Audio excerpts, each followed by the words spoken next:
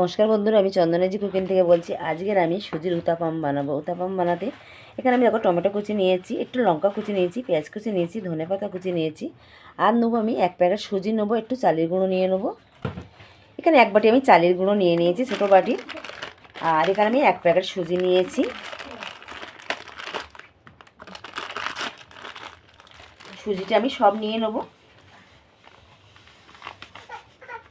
এটা খুব সুন্দর একটা টিফিন বানানো যায়। এটা শুকনো উপকরণ দিয়ে একটু আমি মিশিয়ে নেবো।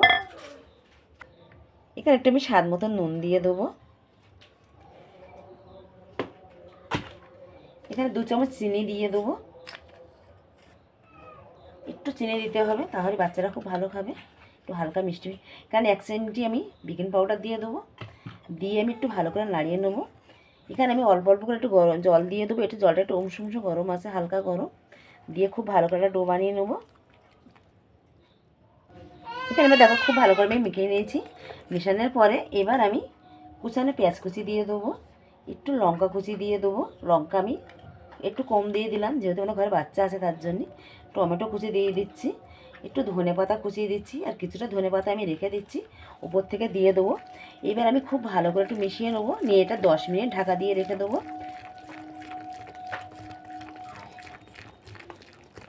আর এই উত্তাপামের টিফিনটা কিন্তু খুব দারুণ হয়। এটা সকাল বিকালের জলখাবারের জন্য এটা খুব ভালো হয়। একটু আমি ঢাকা দিয়ে রেখে দেবো, কেন সামান্য আরও একটু জল দিয়ে দেবো, একটু পাতলা করব। তাহলে একটু পাতলা পাতলা করলে খুব ভালো হবে উত্তাপামগুলো। এখানে একটু আমি মিশিয়ে ঢাকা দিয়ে রেখে দেবো কিছুক্ষণ। এখানে আমি কিছুক্ষণ পরে ফিরে এসেছি, 10 মিনিট পরে। আর 10 মিনিটের পর দেখো কত সুন্দর মোটা হয়ে গেছে। সুজি কিন্তু একটু ফাঁপে। আর এখানে আমরা চাইলে টক দই দিতে পারো, আমি এখানে টক দই দিলাম না, এমনি করে নিলাম। এবার আমি উত্তাপামগুলো ভাজার জন্য দেখো এখানে আমি একটা মাটির তাওয়া বসিয়ে দিয়েছি। আর এইগুলো আমার ছেলে নিয়ে এসেছে কিনে। এটা কিন্তু খুব সুন্দর হয়। এখানে এটাকে একটু গরম হয়ে গেছে, এটাকে আমি একটু তেল ব্রাশ করে নেবো হালকা করে। এটা খুব অল্প তেলে হয়।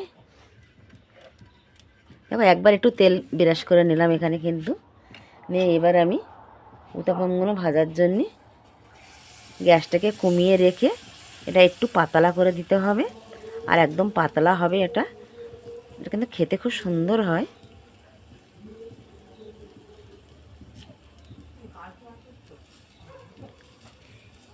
একটু ঢাকা দিয়ে দেবো। এখানে উপর থেকে আমি একটু ধনেপাতা কুচিয়ে দেবো, কোচানো ধনেপাতা রেখেছিলাম, সেটা একটু আমি দিয়ে দিচ্ছি উপর থেকে।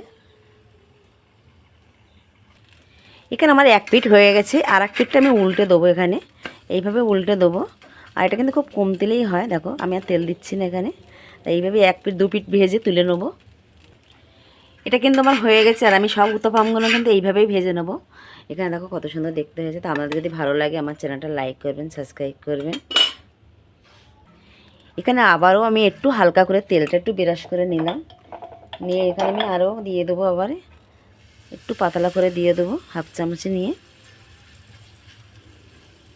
আর এটা কিন্তু গ্যাসটা কমিয়ে রাখতে হবে, তাহলে খুব সুন্দর হবে। এখানে অল্প একটু আমি ধনেপাতা কুচি সরিয়ে দেবো। আর ধনেপাতার গন্ধটা কিন্তু খুবই সুন্দর হয়। এগুলো কিন্তু সবগুলো কিন্তু ফের আমার ভাজা হয়ে গেছে। দেখো কত সুন্দর করে হয়ে গেছে ভাজা। আর এগুলো আমি সবগুলো এইভাবে ভেজে নিয়েছি। আর ভেজে নিয়ে এবার দেখাবো। এখানে সুজির উত্তাপামগুলো আমি নিয়ে চলে এসেছি। আর দেখো কত সুন্দর হয়েছে। আর এটা কিন্তু খেতেও কিন্তু খুব সুন্দর হয়। তা আপনাদের যদি ভালো লাগে আমার চ্যানেলটা লাইক করবেন, সাবস্ক্রাইব করবেন, কমেন্ট করে জানাবেন। আর পুরো ভিডিওটা কিন্তু দেখবেন। প্লিজ বন্ধুরা সাবস্ক্রাইবটা করবেন। নমস্কার।